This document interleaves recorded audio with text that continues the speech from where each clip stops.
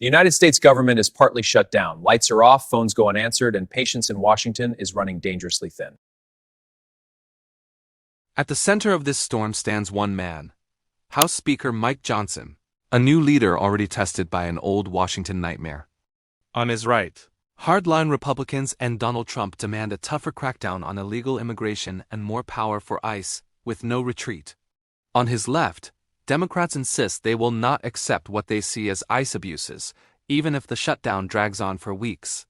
Tonight, we go inside the shutdown, the ICE showdown, and the question hanging over Washington: can Speaker Johnson survive this fight? A partial government shutdown doesn't mean everything stops. It means parts of the federal machine begin to seize up, one office at a time. National parks close their gates. Museums lock their doors. Field offices send workers home with no idea when they'll be called back. Tens of thousands of federal employees are furloughed. No work, no pay, and no clear timeline for when Congress will get its act together. Others are deemed essential TSA officers, Border Patrol agents, some ICE staff. They must keep working, even as their paychecks are delayed. For millions of Americans, the shutdown feels distant, just another headline. For many federal families, it is an immediate hit to the rent money. As days pass, unpaid workers dip into savings, delay car repairs, and put off medical appointments, waiting for Washington to make a decision. This slow financial squeeze builds pressure on lawmakers. The longer the shutdown lasts, the louder the anger becomes back home. That anger has a focal point: the Speaker's office. People want to know what Mike Johnson will do to end the stalemate if he can. But this is not just about funding. It's about immigration, power, and a deeper fight over the soul of American politics. To understand Johnson's choices, we first have to understand the man and the tightrope he's walking. Mike Johnson is no long-time Washington Titan. He rose quickly through Republican ranks and became Speaker after weeks of turmoil in his own party. He leads a razor-thin GOP majority where just a few defectors can sink any bill or even topple a speaker. To keep his job, Johnson must somehow satisfy hardline conservatives, mainstream Republicans, Democrats in the Senate, and the Biden White House. If he leans too far right, Democrats walk away and the shutdown deepens. If he compromises, the right threatens to remove him. That threat is real. One procedural tool, the motion to vacate, allows a small group of Republicans to force a vote on ousting the Speaker. Johnson watched that tool used against his predecessor, Kevin McCarthy, when McCarthy struck a deal to keep the government open. That history hangs over every conversation Johnson has about the shutdown, the border, and ICE. One wrong move could end his speakership. At the same time, doing nothing carries its own risks. Each day of shutdown adds to public frustration and economic uncertainty. So who is Mike Johnson in this moment? A negotiator, a hostage of his own party, or a leader willing to take a political hit? The answer depends on what he does next and how he navigates one explosive agency at the center of it all: ICE. This shutdown didn't arrive overnight. It followed months of bitter arguments over spending, immigration, and the size of the federal footprint. Repeatedly, Congress passed short-term funding bills, temporary band-aids to avoid a full shutdown, while leaving the big fights unresolved. Each deadline brought last-minute drama and late-night votes. Each extension pushed the real clash further down the road. Underneath it all, immigration remained one of the most divisive issues: border crossings, asylum rules, and what to do with ICE. As the latest funding deadline approached, conservative Republicans saw an opening to demand sweeping changes to immigration enforcement. They tied their demands to keeping the government open, insisting that new money must come with tougher rules and more power for ICE. Democrats pushed back, warning that the other side was holding federal workers and critical services hostage to an ideological agenda. Negotiations stalled. Agencies began to run out of money. And then, quietly but unmistakably, the partial shutdown began. With every passing day, the price of that stalemate rises, not just in dollars, but in trust, stability, and global credibility. And at the heart of the deadlock is a three-letter acronym with enormous power and controversy. ICE. Immigration and Customs Enforcement is the federal agency charged with enforcing immigration laws inside the United States. Its agents investigate human smuggling, track down people with deportation orders, and manage detention facilities around the country. Supporters see ICE as a frontline defense against dangerous criminals who exploit America's immigration system and its borders. They argue that without strong enforcement, laws mean little, and cartels, traffickers, and repeat offenders can operate with impunity. Critics, however, tell a different story: families separated, children in detention, and long periods of confinement in harsh conditions. For them, ICE has become a symbol of an immigration system that is punitive, dehumanizing, and in urgent need of reform. Over the years, calls to abolish ICE have collided with demands to support ICE, turning one agency into a political lightning rod. In this shutdown, that lightning rod is strapped directly to the federal budget. The fight over ICE is also a fight over money and power. Conservatives want to unlock ICE's authority further.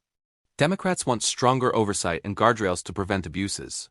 Caught in between is a speaker who must choose how far he's willing to go for ICE, for his party, and for his own job. Inside the House Republican Conference, hardliners see the shutdown as leverage, a chance to demand the toughest immigration rules in years. They're pushing for stricter asylum standards, more detention capacity, and fewer legal limits on who ICE can arrest and deport. Many of these members are closely aligned with Donald Trump, whose political identity is deeply tied to hardline immigration promises. From public statements to private conversations, Trump has signaled that Republicans should hold firm and refuse watered-down deals. For Johnson, ignoring Trump's base is politically dangerous. Many of his members come from deep red districts where Trump remains extremely popular. If Johnson cuts a compromise seen as weak on immigration, he risks being branded a sellout by the very voters who keep Republicans in power. Some hardliners have already warned they could move to oust him, as they did with McCarthy, if he breaks their red lines on ICE. That constant pressure from the right narrows Johnson's negotiating space, making even small concessions feel like major risks. Yet, if he only listens to his right flank, he may never find the votes he needs from Democrats to reopen the government. That's the paradox. To keep leading House Republicans, Johnson may need the very Democrats his own base most distrusts. Democrats frame this showdown very differently. To them, Republicans are using a shutdown to force extreme immigration changes they couldn't pass otherwise. They argue that essential services and federal paychecks should never be bargaining chips in a partisan policy war. Many Democrats acknowledge that the border system is strained and in need of reform, but they reject what they view as one-sided crackdowns. Their priorities include protecting asylum rights, preventing mass deportations, and boosting oversight of detention conditions and ICE operations. They insist that any serious immigration deal must be broad, balanced, and not rushed through under the threat of a shuttered government. Democratic leaders also know their own voters are watching closely, especially younger and more progressive activists. If they give too much ground on ICE and asylum, they risk a backlash from their base and from key communities of color. So their message to Johnson has been steady: reopen the government cleanly first, then talk about immigration on a separate track. So far, that line has held. And with the Senate and White House also in Democratic hands, Johnson cannot dictate terms alone. The result is a grinding standoff, in which neither party wants to be blamed, and both fear being seen as the first to blink. While politicians posture, everyday people live with the consequences. Behind every budget line and ICE policy are real human lives. In Virginia, a furloughed analyst counts down the days until her savings run dry, wondering how long she can wait for Congress to act. In Texas, an ICE officer straps on his vest before dawn, preparing for another shift that will draw praise from some and condemnation from others. At the southern border, a family from Central America waits in a crowded shelter, not sure if new rules will let them stay or send them back. Small businesses that depend on federal workers as customers feel the slowdown as lunches go uneaten and services go unpurchased. Local governments worry about delayed grants and project funds, forcing them to postpone repairs and community programs. Immigration courts, already overloaded, feel the strain as cases pile up and decisions that shape lives are pushed further into the future. For all these people, the shutdown and the ICE fight are not abstractions. They're a daily question mark hanging over their future. Those voices rarely dominate cable news panels, but they are the ones who live with the real cost of Washington gridlock. And it is their patience, more than any politicians, that may eventually force a breakthrough or trigger a political reckoning. Facing this crisis, Speaker Johnson has just a few real paths forward, and each one carries serious political danger. One option: cut a bipartisan deal with Democrats, reopen the government, and accept only limited changes to ICE and border policy. That move could restore paychecks, calm investors, and show that Congress can still function in a crisis. But it would also infuriate some conservatives who already view any compromise on immigration as a betrayal of core promises. A second option, stand firmly with the hardliners. Refuse to reopen the government without sweeping new powers for ICE and tougher border rules. That path echoes Trump's rhetoric and energizes the base, but risks a longer shutdown and growing anger from swing district voters. A third move, pass another short-term funding patch, a temporary truce that buys weeks but not real solutions. Short-term bills postpone pain, but they also deepen the sense that Washington is incapable of long-term governing. Behind closed doors, Johnson's team models each scenario. Which one keeps the lights on? Which one costs him his gavel? And which one does both? In the end, there may be no pain-free path. The only question is who takes the hit, the speaker, his party, or the entire country. This is not America's first shutdown. In recent decades, both parties have used them or threatened them to fight over budgets and policy. One of the longest came in 2018 and 2019, when a battle over Trump's border wall funding froze parts of the government for weeks. That showdown ended with no full wall funding and deep political scars. But the lesson didn't stick. Shutdowns remain a favored weapon. More recently, the fall of Speaker Kevin McCarthy showed just how fragile House leadership can be in this era of razor-thin majorities. McCarthy was punished by his own right flank for striking a deal with Democrats to avoid a previous shutdown, a warning shot for anyone in the role. Johnson now operates in that shadow, fully aware that the same weapon can be aimed at him if he moves too far toward compromise. At the same time, Americans have grown increasingly cynical about Washington's repeated crises and manufactured showdowns. Each shutdown chips away at trust in institutions, leaving many voters to wonder whether anyone in power is truly acting responsibly. This moment is more than another chapter. It's a test of whether Congress has learned anything from years of repeated brinkmanship. If not, future fights over immigration, spending, and ICE may look a lot like this one, only longer, angrier, and more damaging. Beneath the budget spreadsheets lies a deeper struggle over immigration and identity. Who belongs here, and under what rules? For some, a hard line on ICE in the border is proof that America takes its sovereignty and security seriously.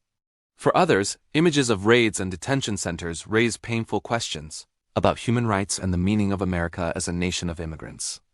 Politicians know that how they handle this crisis could shape not only this Congress, but upcoming elections across the country. Voters are watching to see who gets blamed, who looks serious, and who seems more interested in headlines than solutions. The stakes reach far beyond Washington careers. They touch America's global image, its economy, and the millions who live in legal limbo. The showdown over ICE inside a partial shutdown is a window into the deepest divides of 21st century American politics. It asks a hard question. Can a polarized nation still find balanced answers to complex problems like migration and security? Or are shutdowns, standoffs, and brinkmanship now the default language of American government?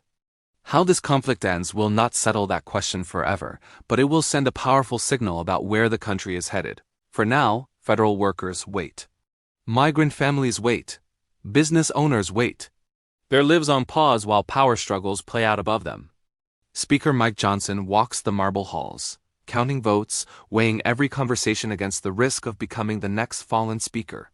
Donald Trump's voice echoes from rallies and social media, urging Republicans to hold the line, to fight harder, to never back down. Democrats stand their ground, insisting that immigration policy cannot be rewritten with a shutdown gun pointed at the country's head.